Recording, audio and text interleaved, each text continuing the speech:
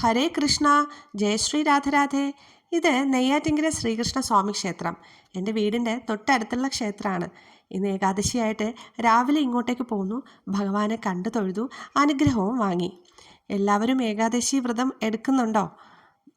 ഇന്നത്തെ ഗുരുവായൂർ ഏകാദശി പൂർണ്ണ ഉപവാസം എന്ന രീതിയിൽ എടുത്തു കഴിഞ്ഞാൽ വർഷത്തിലെ എല്ലാ ഏകാദശിയും എടുത്തതിന് തുല്യമെന്നാണ് പറയുന്നത്. ഇന്നത്തെ ദിവസത്തിന് ഒരുപാട് പ്രത്യേകതകളും ഉണ്ട്. അതായത് ക്ഷീരസാഗരത്തിൽ അനന്തശായിയായി പള്ളികൊള്ളുന്ന ഭഗവാൻ യോഗനിദ്രയിൽ നിന്നുണർന്ന് ലക്ഷ്മി ദേവിയോടുകൂടി ലോകത്തെ മുഴുവൻ അനുഗ്രഹിക്കുന്ന മഹാപുണ്യദിനം കൂടിയാണ്. ദേവേന്ദ്രൻ സുരഭിയുമായി വൃന്ദാവനത്തിലെത്തി ഭഗവാനെ വന്ദിച്ചതും സുരഭി പാൽ ചുരത്തി ഗോവിന്ദ അഭിഷേകം നടത്തിയതും ഈ ദിനത്തിലാണ്. അദ്വൈത ആചാര്യനും ശൈവ അവതാരവുമായ ആദിശങ്കരാചാര്യർ ഗുരുവായൂർ ക്ഷേത്രത്തിലെത്തി പൂജാതി കർമ്മങ്ങൾ ഇന്ന് കാണുന്ന രീതിയിൽ ചിട്ടപ്പെടുത്തിയതും ഈ ദിവസത്തിലാണ്. ഗുരുവായൂർ ക്ഷേത്രത്തിലെ താന്ത്രിക ചടങ്ങുകളൊന്നുമില്ലാതെ ഭഗവാൻ നേരിട്ട് ഭക്തജനങ്ങളെ കണ്ട് അനുഗ്രഹിക്കാൻ പുറത്തിറങ്ങുന്നതും ഈ മഹാപുണ്യദിനത്തിലാണ്.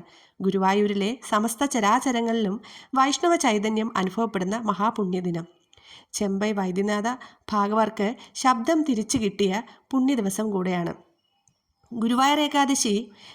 അതായത് ഈ ദിവസത്തിൽ ഭഗവാൻ തൻ്റെ ഭക്തരെ നേരിട്ട് കാണാൻ പുറത്തേക്ക് ഇറങ്ങുമെന്ന് തന്നെയാണ് പറയുന്നത്.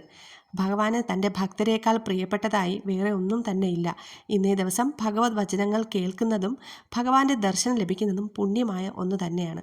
ഭഗവാനെ കാണാൻ 33 കോടി ദേവഗണങ്ങൾ ഇന്ന് ഗുരുവായൂരിലേക്ക് എത്തിച്ചേരുമെന്നാണ് വിശ്വാസം. രാധേ രാധേ.